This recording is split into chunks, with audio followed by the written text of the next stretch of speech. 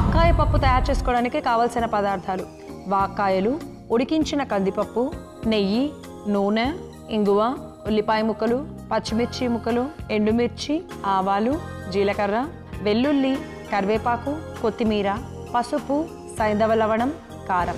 వాక్కాయ పప్పు తయారు చేసుకునే విధానం: ముందుగా స్టవ్ వెలిగించి పాన్ పెట్టుకొని 1.5 చెంచా నూనె వేసి వేడి చేసుకోవాలి. నూనె వేడయ్యాక 1 చెంచా ఆవాలు, 1 చెంచా జీలకర్ర, వెల్లుల్లి రెబ్బలు, 1 కప్పు ఉల్లిపాయ ముక్కలు వేసి కలిపి తరువాత ఎండుమిర్చి, పచ్చిమిర్చి ముక్కలు, 1/2 చెంచా పసుపు, 1/4 చెంచా ఇంగువ, కొద్దిగా కరివేపాకు, అలాగే కట్ చేసుకున్న వాక్కాయ ముక్కలను వేసి కలుపుకొని కొద్దిగా నీళ్లు పోసి ఉడికించుకోవాలి.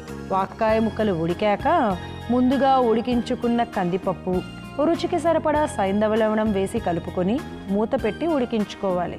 మిశ్రమం బాగా ఉడికాక చివరిగా కొత్తిమీరను కూడా వేసి స్టవ్ ఆఫ్ చేసి బౌల్లోకి తీసుకుంటే గుండెకి మంచి చేస్తూ అరుగుదలని పెంచి శరీరానికి విటమిన్ సి అండ్ కేని అందించి ఇమ్యూనిటీని పెంచే వాక్కాయ పప్పు రెడీ.